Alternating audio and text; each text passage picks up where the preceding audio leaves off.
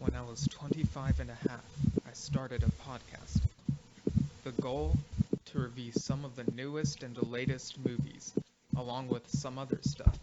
With the help of my guests, I was able to do this, but there were dark forces tampering with my podcast, and with me. They called it an improvised podcast for some reason.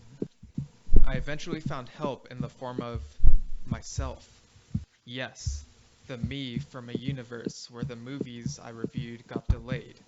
Apparently, my podcast made it to his universe. I know now that it is my duty, for the good of that universe, nay, the multiverse, to keep recapping and reviewing these movies, to hold listeners over until they could eventually see the movies as they were made in their world. For some reason, they come out differently in my world, but it's kind of entertaining that way. My name is Steven Schinder, and this is Delayed Replay.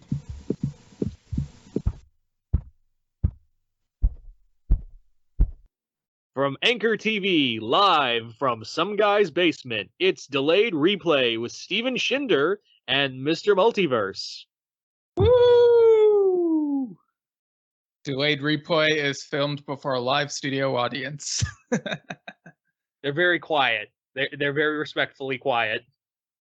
Yeah, and we only upload the audio. We don't release the video.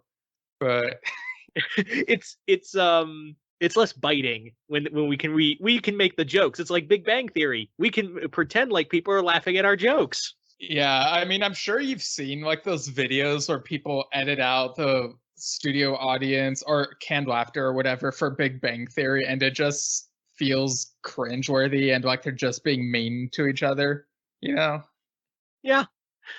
I'm sad to admit I've seen a good chunk of the Big Bang Theory before I got really tired of it, but like I'm not sure if they ever mentioned the Big Bang Theory itself within the show beyond the actual like title sequence. So yeah, I don't know if like any listeners know, email delayedreplaypodcast@gmail.com. But anyway, we're not talking We're not about going to read it, but you can email it. Yeah, I mean, if it's entertaining enough, I might read it, but who knows? But yeah, we're talking about Snake Eyes, which in our universe came out late October last year.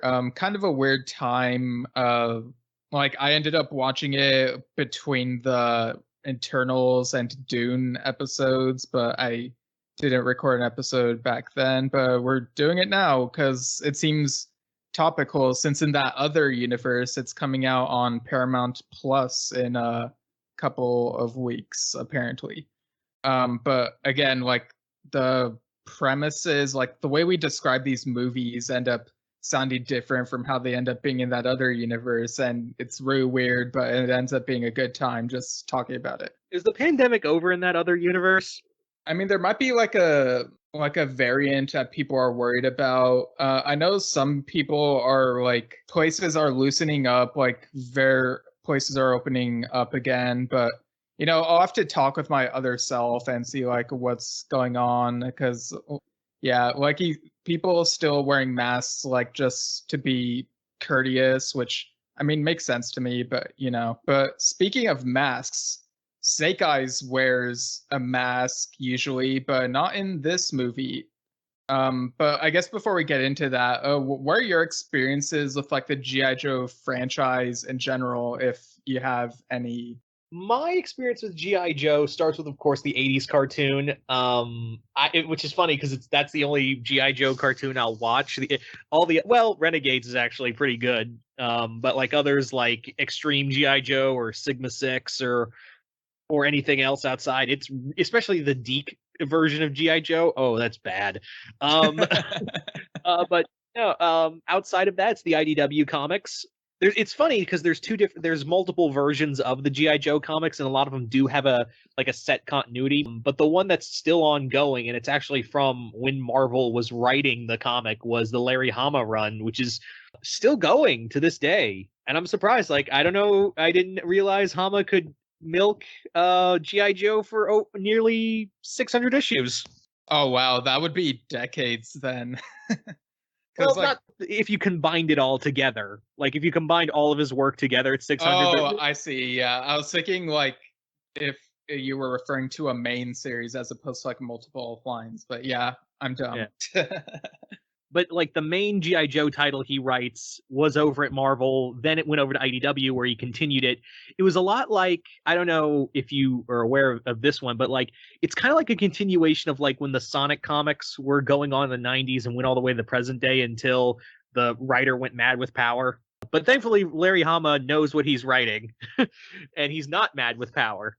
Oh, that's nice to hear. You know, Yeah. it's always refreshing when you hear that people in these entertainment industries are not all bad. Like lots of them are, but like they can be all right sometimes, I guess. I need to hook you up with my friend Andrew. He will give you he will go into full depths of how effed the Sonic comics, the Archie Sonic comics were before they went to IDW, Okay. and how the creator just, I don't know if you're a Sonic fan. I'm not, but like, I mean, I'm not, but I have a bunch of friends who are like they love referring to him as Snoik, like as a joke when we play like online drawing games, and yeah, it gets wild, but yeah. yeah, it's literally the most amazing train wreck you'll ever see in comics, or one of. But anyway, gonna be real. I was interested in this movie, and then as the trailers came out, when we got closer and closer to the movie, which was a month away, that's always a good sign when your movie starts premiering trailers like less than a month away from your premiere. That's a great sign. Yeah. How many times has that worked out? Oh, only once, and that was with Dredd, and even then he didn't do that. It didn't do well in the box office. Yeah, which is unfortunate because I mean, I thought Dredd was a really great movie. I mean, I'm partially to blame because I didn't see it in the theater, which I regret. But yeah, like it's the marketing should have been better for that. And like, frankly, yeah, I see that trend with this movie as well in the marketing. Like they were too last minute with it, like before it came out. Yeah, it's it's not a good sign, and that was my first red flag. I had to lower my expectations drastically. Like, so the bar was so low on the ground, it was covered in dirt. Um, It was just but getting covered in magma at some point. oh yeah, and was my expectations lowered enough? Not even close. Because, oh Lord. Yeah, I mean, with these live action G.I. Joe movies, like, I mean, we had Rise of Cobra and Retaliation in '09 and '13, and it's like, I don't know if you've seen those, but I've watched them, and I'm gonna be honest, I like Retaliation. Like, it not like, ooh, I love this movie. It's more like, it's good. Because Retaliation, like, it acknowledges, knows what it is, and goes on its merry way. It feels like a G.I. Joe movie. And it's actually like there's some decent action sequences in there. But yeah, that Retaliate, it's not saying much, because comparatively speaking, like, not even the G.I. Joe animated movie was good. right. So I guess I should delve into like my experiences, which won't take too long because I have very little. But with the G.I. Joe, I've always been aware of like, you know, you have the toy commercials every now and then. But I never watched the animated show. The closest I've ever gone to like watching the animated show is watching that episode of Community from like season 5 where it's just G.I. Jeff instead. And admittedly, it's not one of the best episodes of Community, but I thought it was entertaining enough. Although my brother will like always skip that episode. He really does not care for it. And so that gave me like a vague idea of like what that animated series is kind of like. But for like the majority of my life up to like before seeing the live action movies, I actually thought G.I. Joe was a singular character, like, you know, kind of like Combat Carl in Toy Story. But it actually was at the beginning. It actually was a singular character. But as the years rolled on, they decided, you know, toy companies, Hasbro, had to like evolve with the times. And at the time when GI Joe was created, it was obviously, you know, it was created in World War II. And as the world moved on, there wasn't really, like, the Cold War was kind of there, but you couldn't really have them fight the Russians because that was going to be a problem. So they've been creating Transformers, which was good guys, bad guys. So it was like the next logical step was, hey, but how about we bring back GI Joe, make it as a team, and create this group called Cobra. You know, kind of make them like the allegory for the Nazis. I know way too much about GI Joe, and it's way more than I should know. So yeah, when I eventually watched Rise of Cobra, I think it was like within a year after the movie came out initially. Like, I can't remember if I rented it from Netflix or if it was on TV at some point. So it was like maybe months or a year or a couple years after, I don't know. But I remember watching it and being taken aback by how, like, it wasn't like what I was expecting G.I. Joe to be, because I guess I was imagining like the small soldiers style, like military type of characters, but yeah, it was like more sci-fi than I expected. And to be fair, G.I. Joe's delved into sci-fi stuff. Hell, there was an episode where they met the Egyptian gods. And there's also another episode in the 80s cartoon where they created a dinosaur army and left them on an island like long before Michael Crichton had written Jurassic Park. I swear to think it was that episode that gave Crichton the idea for Jurassic Park. Nice. Check out the IPC episode where me and friends talked about Jurassic World Camp Cretaceous Season 3. I'll link that in the show notes. But so yeah, that movie, like, I remember being underwhelmed by Rise of Cobra, and even rewatching it more recently, I was still underwhelmed by it. But I was surprised by how Christopher Eccleston was in it, because when I first watched it, it was before I got into Doctor Who, and so seeing Eccleston as Dresto made it somewhat more. Whoa! Time out. What did you call him?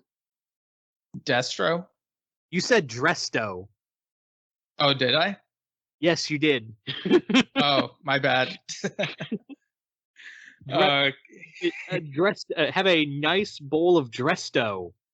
Actually, no, that sounds like laundry detergent. Don't eat that. Oh yeah, it's Destro. Like, I should have remembered that, because I remember thinking that sounds really close to Deathstroke to me. Like, if you just say it really close, or really quickly, but.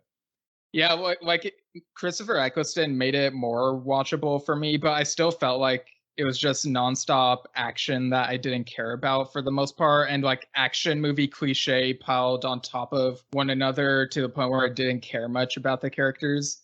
And so when I finally got around to watching Retaliation recently, I was kind of surprised that Eccleston didn't come back for that one. I guess, I don't know, maybe he didn't have time for it in his schedule because of his very memorable role in Thor: The Dark World that same year. But I do agree that Retaliation was a bit more watchable. I think The Rock and Bruce Willis kind of helped with that, like for me anyway. And it didn't feel like it still has very over-the-top moments, but it felt somehow more grounded than Rise of Cobra in a way. Like, I don't really know how to explain it. And I think on IMDb, the movies have like the same score. They're like both 5.8.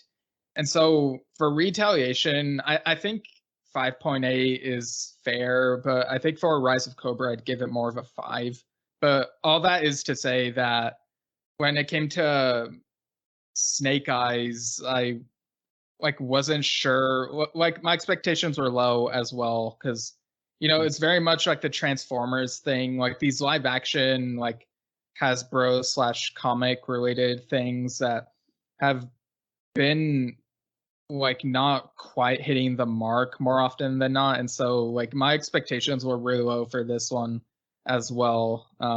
What'd you think of how they decided to like tell a Snake Eyes origin story? First off, kiddies, Snake Eyes don't talk. Snake Eyes, that's the golden rule. And people are going to say, oh, but it's an origin story. Well, here's the thing. Even in most origin stories, he doesn't talk. they make it a point of having him not talk to kind of carry that verb. And I know what you're thinking. Oh, but it's a new territory, and if he could talk, he would. But that's not the point. Is that every writer, even when he could talk, and there's multiple incarnations of why Snake Eyes doesn't talk. Like you have one where he took the vow of silence after his master was killed. The other is he suffered an injury that severed his vocal cords. There's several. Sometimes he does it willingly. Other times it's an injury. But here he's just talking, and I'm sorry, the actor they have is so wooden. It's so bland. Like you could replace him, and it would I get he's a stunt actor, and it shows with the acting.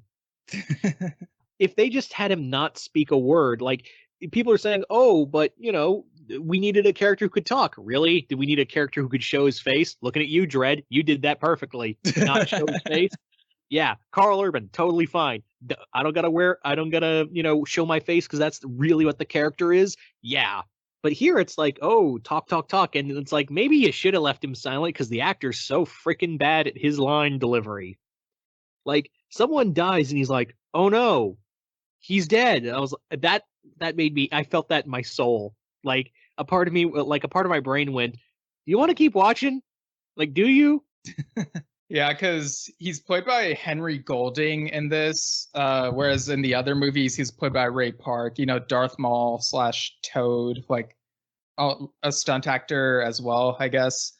And I do get what you mean about the character shouldn't be talk. You kind of run that risk with origin stories in general sometimes, right? Where sometimes they do too much or show too much, reveal too much. And the thing that comes to mind, I can sort of compare this to, since I'm not as in tune with the G.I. Joe franchise, it didn't really register for me as much as it did with this other thing. But with Halloween, you have Michael Myers, who's always silent, but in the Rob Zombie remake, they show him as a kid and show him talking, and I think he also says the word die as an adult in the sequel to that. And I just felt like those remake movies were doing too much to explain Michael Myers, or ruining the mystique of the character that made him so great in the first place,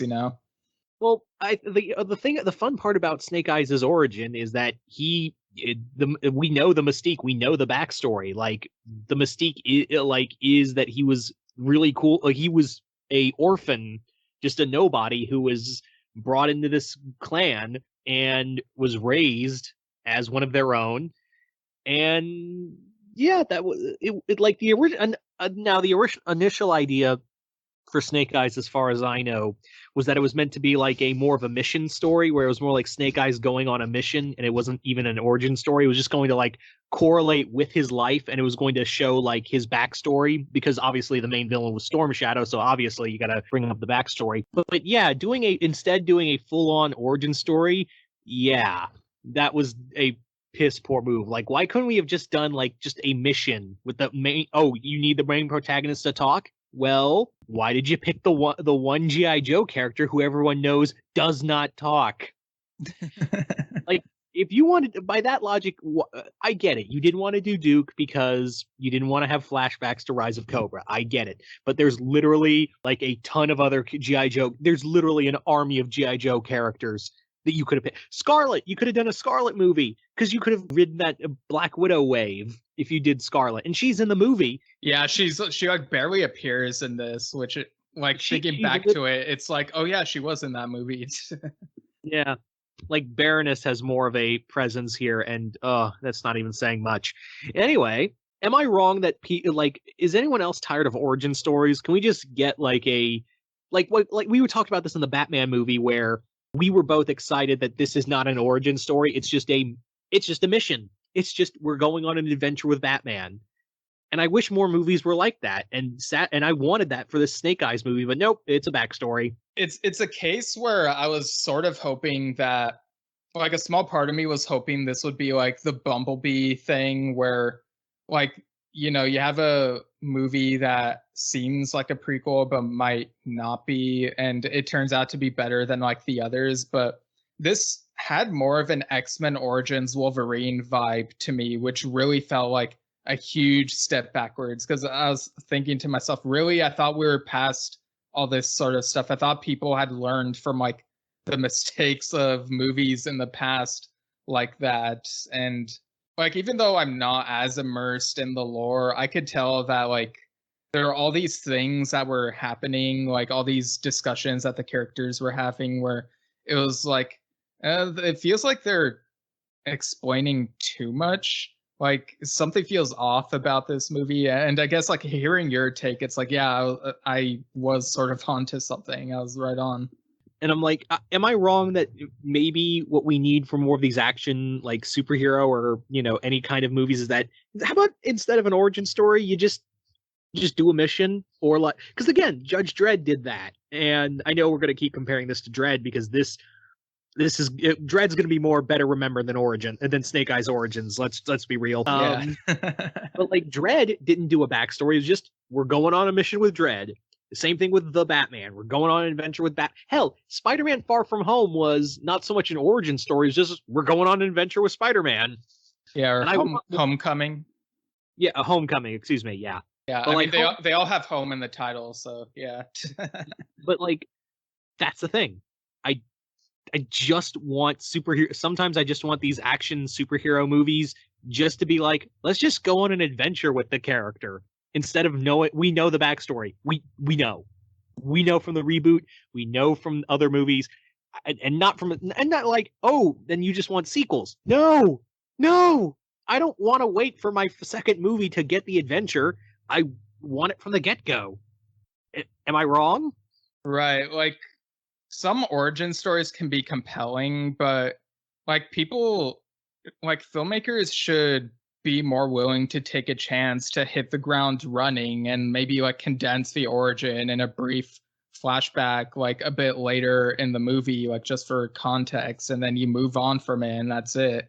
Like I do think that people are kind of stuck in that trend of spending too much time on the origin. Like heck, an origin could even be just the first 10 minutes if you really do it well enough, you know? Yeah. Or hell, do it as like a quick, like they're at a play, like you could have just had it be like, oh, just a quick look back at their lives, or just like hint at them. Like you could have had a scene where Snake Eyes goes into a room and is like, oh, this is where me and Storm Shadow trained before we became enemies, you know? Whatever. Yeah, I mean, to be fair, I do like, I'm gonna make this comparison, but it'll go somewhere. I do really like Solo, a Star Wars story. Like I think it's a fun movie, but Snake Eyes does the same thing of like focusing on the dice, only it does it like maybe too much, and it's like it keeps on zooming in on the snake eyes on the dice. It's like, okay, we get it, that's how you got your nickname. And it's like, I don't know, it felt kind of overused to me. Like it was like way too much. Like every time he rolled the dice it was Snake Eyes. I was like, oh my god. Even like when he's staring down like a snake during his training and it's like, oh, you have the snake eyes. I was like, I get it. We all get it. And it just drove me nuts. It like, we get it. Like you didn't even need, like, Snake Eyes is his call sign by the Joes. It's not like he picked the name. That was his call sign given to him by G.I. Joe. And I also thought it was weird that they actually, like, this is another thing where they explain too much. Like, they gave this version of the character an actual name, like, before he got his nickname. Like, his name in the movie is William Wan. And it's like, oh, okay. Yeah. Like should I care about that? here's the other fun fact. We don't know Snake Eyes' name, and he's not even supposed to be Asian. He is supposed to be straight American. That kind of leads to the animosity between him and Storm Shadow, because Storm Shadow considers him a gaijin, you know, an outsider. He's supposed to be like not even like remotely of Asian descent, because that was the other thing with Snake Eyes, was that he was just this orphan American boy who got brought in by Storm Shadow's master slash uncle, who was the head of the Arashikage, the name of the clan. There are some interesting choreographic sequence with the Arashikage, but I think they spend too much time on like this flashback that they go into where they spend like 15 minutes like showing what the ninjas did to protect people like in the 600 years past. It's like, okay, we get it. You've been around for a while. These action sequences are impressive, but they're going on like way too long. Like I feel, but also I want to point out that Hasbro's trying the whole shared universe again. Right. Because you probably didn't catch this, and I'll explain this. Did you see the scene with the scrolls and they're showing like the Arashikage, like it's depicted the ninjas fighting this big red demon throwing rocks of lava at them? I remember seeing something red, but I couldn't really make it out. Like I was focused on like another part of the screen, I guess. But what was that? That was a reference to another Hasbro property called Inhumanoids. And that character was Metlar, the leader of the Inhumanoids. He's basically, the Inhumanoids are like these kaiju-sized monsters who come up from the ground and try to conquer the earth. And Metlar was like their leader. And yeah, I was like, huh, first off, Inhumanoids, cool, but also, you ain't slick, Hasbro. So yeah, also if you ever look up Inhumanoid episodes, it was a very short-lived show because it was such nightmare fuel. No, really, go look up scenes for Inhumanoids. It's nightmare fuel. Yeah, I'm looking at Google Images and these look vaguely familiar. I don't know if I've ever seen them before, but yeah, they do look kind of nightmarish. There's also another scene where you see Baroness is like discussing things with like a Cobra intel agent, and like in their headquarters, and like you see like little glimpses, and you clearly see the Decepticon symbol on one of the screens. So I guess Cobra. I saw that. You also see there's also a reference to another show called Mask, and I was like, and Mask is it's a whole thing. We also had a reference to like G.I. Joe's investigating like shape-shifting creatures, clearly the dire wraiths from Rom, the Space Knight. So I guess they're going to try to do Secret Invasion at some point. And just cram all the toys together. Yeah, I was like, are you trying to do a shared universe right out the gate, or are you going to let this breathe? Let the Mummy know, the Tom Cruise Mummy movie tell you how that went. But yeah, there's also, what was it, a reference to Action Man? I was like, who the cares about Action Man? It was just like too much. Like, I get it was small cameos, but like, you really wanted to hit over the head. Hey, we're making a shared universe. We're doing it. You like that? We're Marvel now. Yeah, I mean, even the 3D animated movie Scoob handled the shared universe thing better. Like, Did it? I mean, yeah, I think so. I'm not sure if I'm in the minority there, but I think it did. Like, I use Humble Bundle, like this website. Every once in a while, there's like really low prices on bundles of different books or comics or whatever. And over the last 6.5 years, I've gotten 2 Transformers IDW bundles, but I haven't really gotten through them much. Apparently I have G.I. Joe / Transformers First Strike in there, but I haven't read it yet. So. It's a really good event. But there's a lot to that event because at the time, IDW had combined all of their Hasbro properties together. So that was part of an event. That event was basically part of that storyline. It's a lot of back reading for a lot of all that to understand what. I mean, it's a good event, but like there's a lot of backdoor reading. Yeah, I guess I would have to do some back reading for that. Like a year and a half ago, I made a list of the Transformers IDW comics that I have on there and like listed them in chronological reading order. And I still haven't gotten around to it because frankly, there's just been other things I've been doing instead. So, but I don't know, maybe I'll get to those Transformers comics eventually. Yeah. To be fair, there is a lot, but a lot of it is Yeah. really good. It's a mouthful, and it just rebooted recently. Okay, so there's like sort of a finite end to the continuity I might have in my digital library. Yeah, it ends with the Unicron saga, but Okay. you are a way far away from there. What'd you think of the way that they showed Snake Eyes getting into like all this ninja stuff? I hated that he treats it like a joke.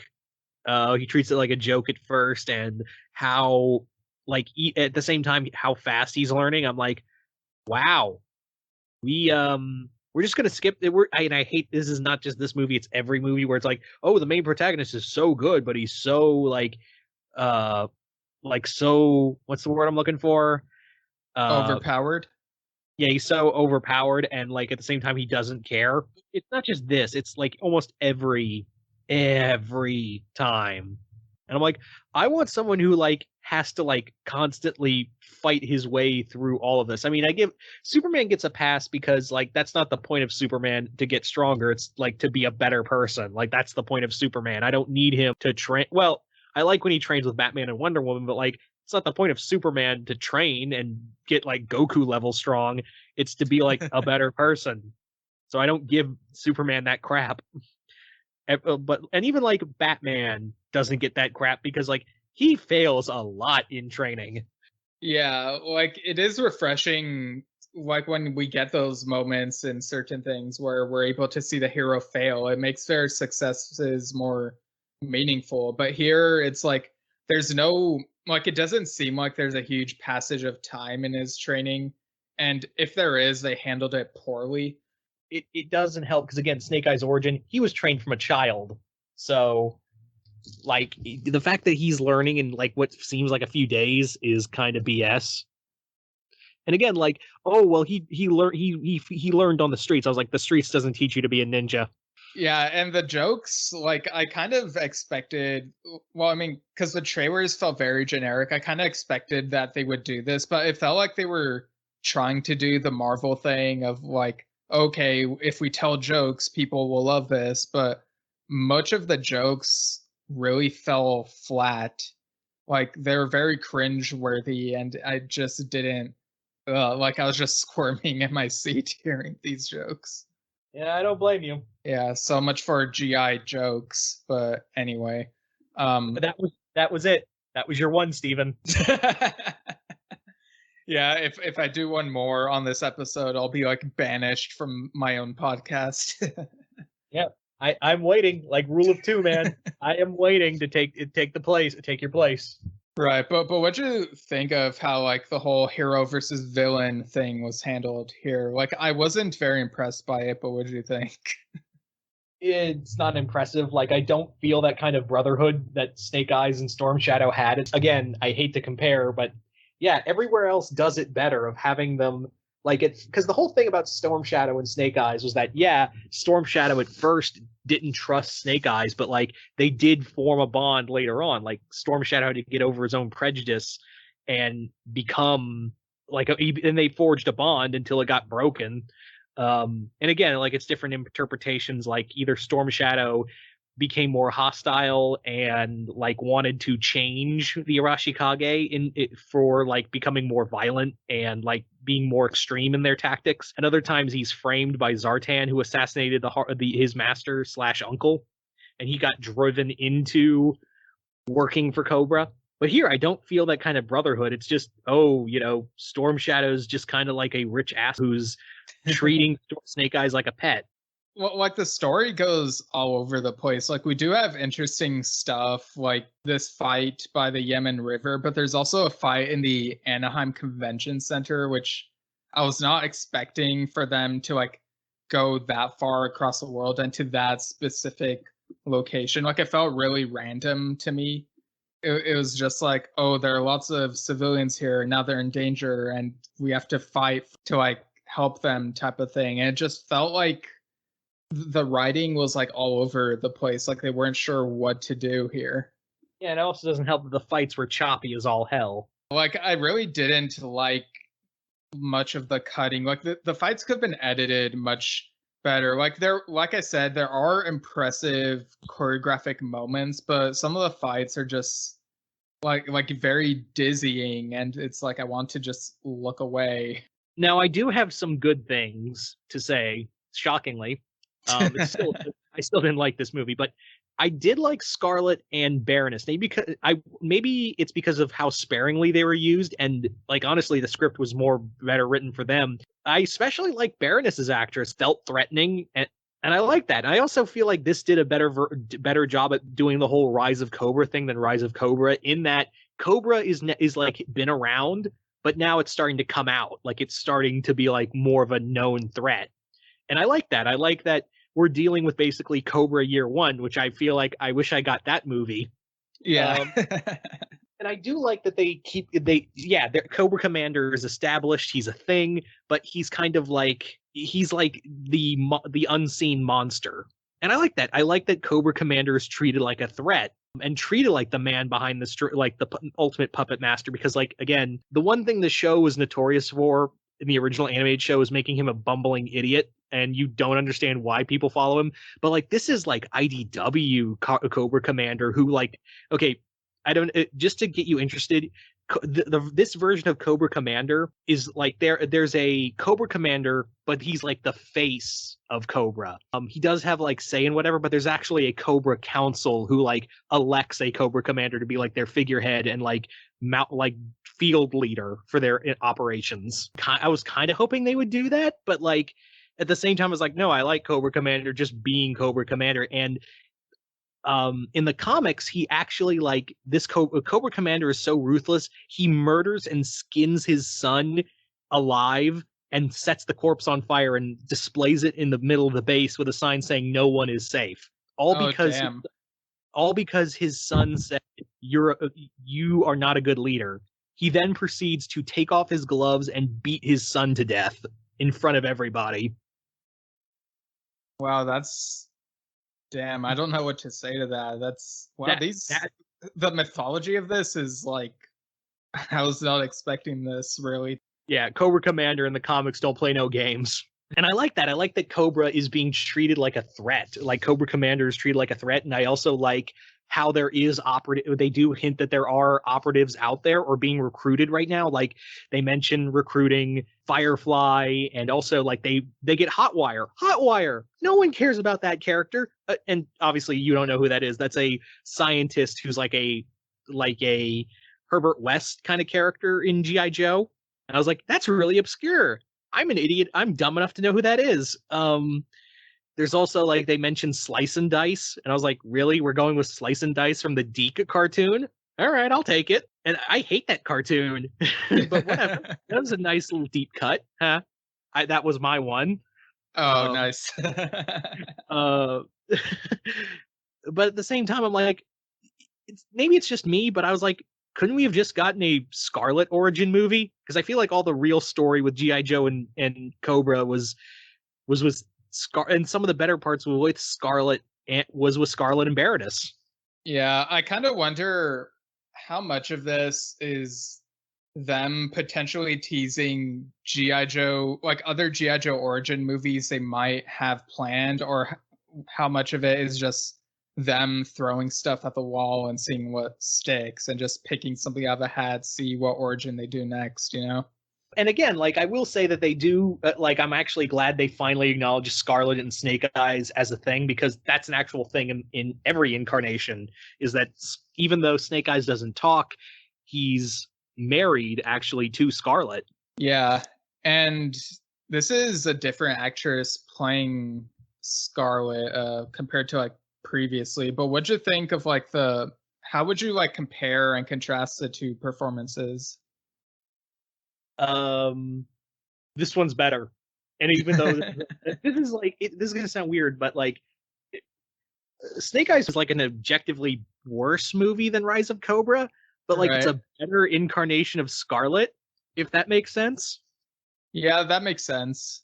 Like you can have elements within something that are better than like analogs of that element in the previous thing, but the overall dish could still come out pretty bland and like lacking in flavor. I get what you mean.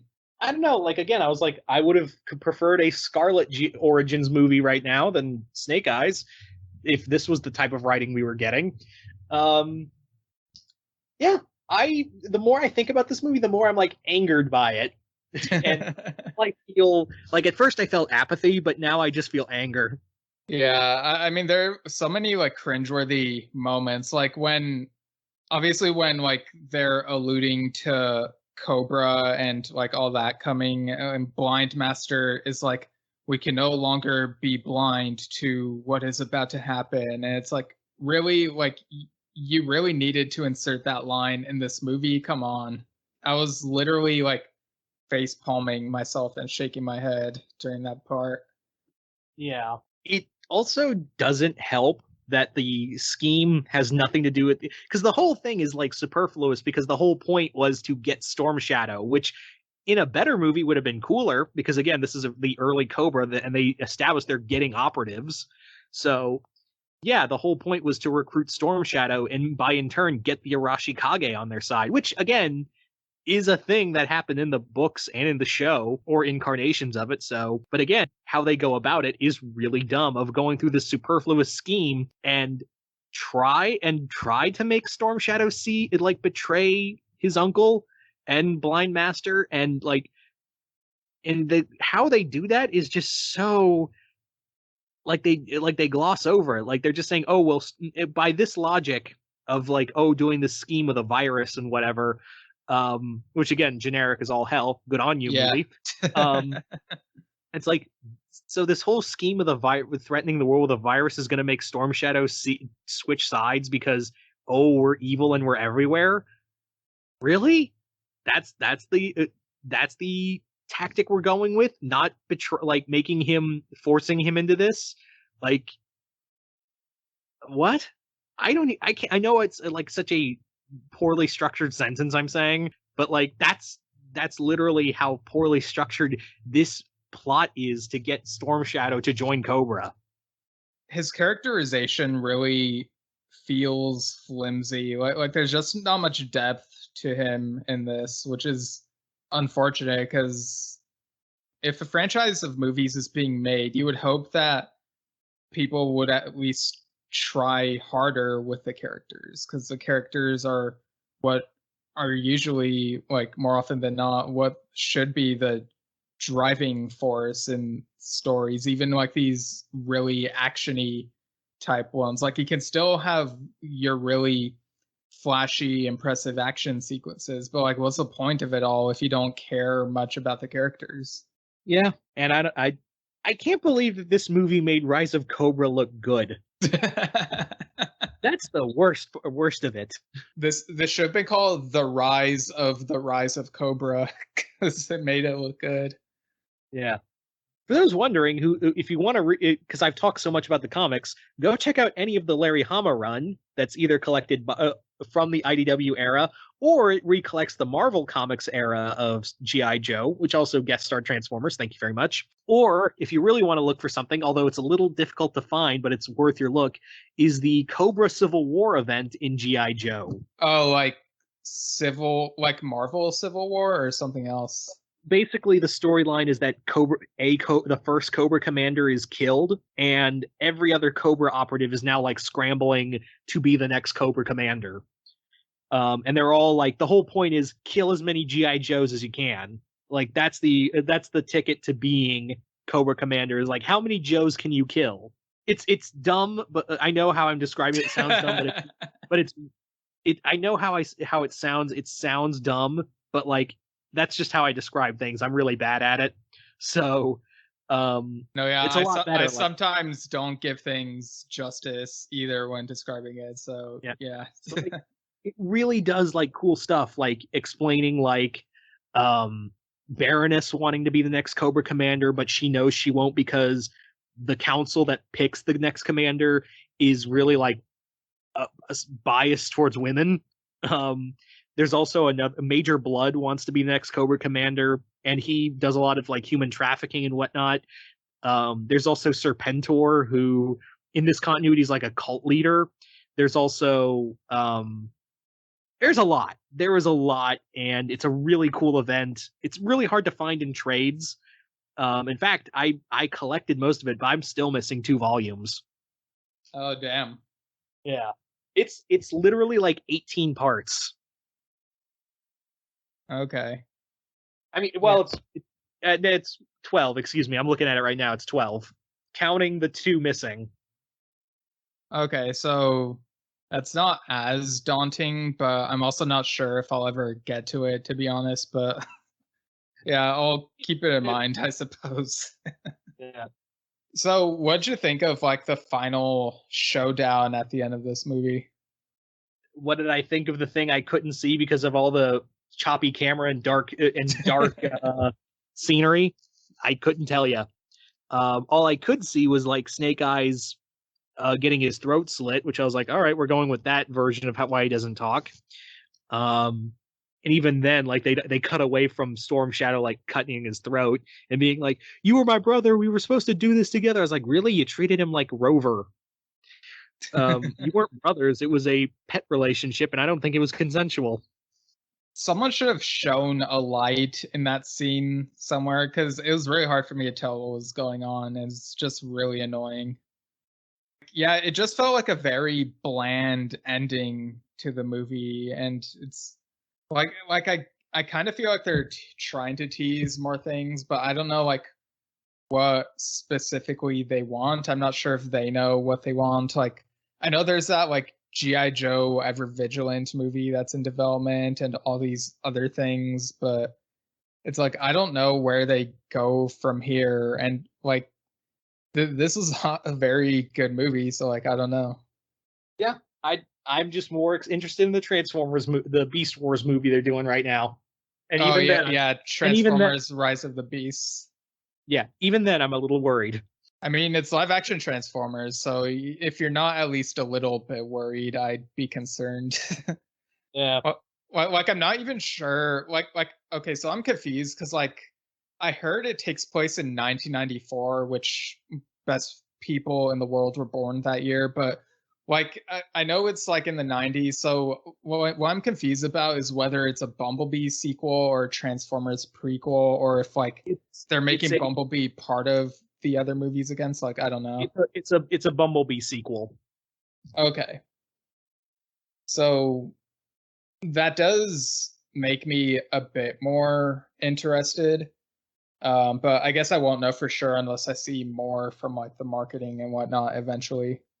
I'm cautiously optimistic, but like I'm at the same time I'm really worried after seeing this movie because I was like, God, you were doing so well with Bumblebee. Like I thought you were on the right track, but now, to quote Ralph, I'm in danger.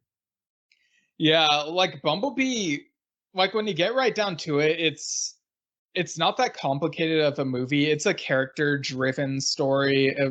Like there is the Iron Giant comparison, but compared to like the other Transformers movies, it was really refreshing because it really focused on the characters, and it made me realize that I'm really tired of like just the endless destruction in cities and like most of the Transformers live action movies. And so yeah.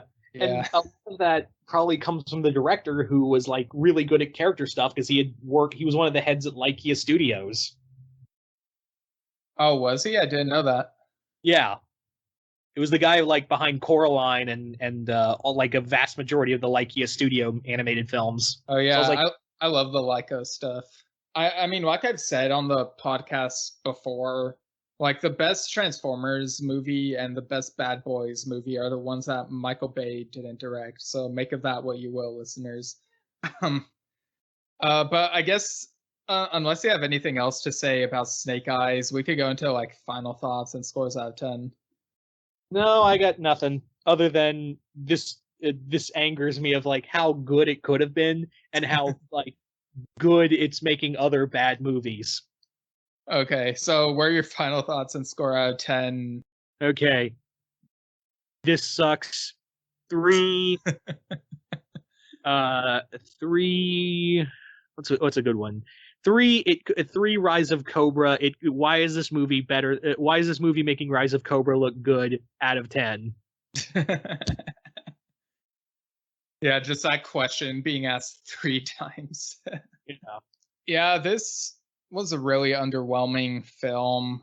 I was really thinking that maybe it could be an interesting character piece, but it just felt really choppy and not well put together. And like I ended up forgetting much of it like since I've seen it. So I guess that goes to show you like how much I care about the movie. I have seen worse, unfortunately. But that being said, I'm gonna have to give this 4 out of 10 dice. So You were yeah, nice to it than I was. yeah, and there are all the sides of each die is blank, so that there are like no numbers of dots for people to add up. Like I don't want people to add extra numbers to this. Like it's just 4. So yeah. But yeah, I guess that'll do it. Thanks for joining me again, Mr. Multiverse. Where can people find you on the internet? They can find me on YouTube. Oh yes, I've heard of that site. You know, that site that constantly infuriates everyone, but we have to use it. Yeah, I'm probably in the minority, but I use YouTube for music more than I use Spotify for music. As for my stuff, you can follow me at Steven Schinder on Instagram and Twitter, Steven Schinder Storytelling on Facebook. That Facebook page is also where I typically announce stuff I'm part of and like what's coming up. And you can also find info on my book at stevenschinder.com. And of course, I'm still working on the next one, so more info to come whenever that info is ready. And anything else I'm involved with, I will link in the show notes. But yeah, I guess that'll do it. And now that we got snakes out of the way, the next episode will probably be Indiana Jones 5. But without further delay, have a good day.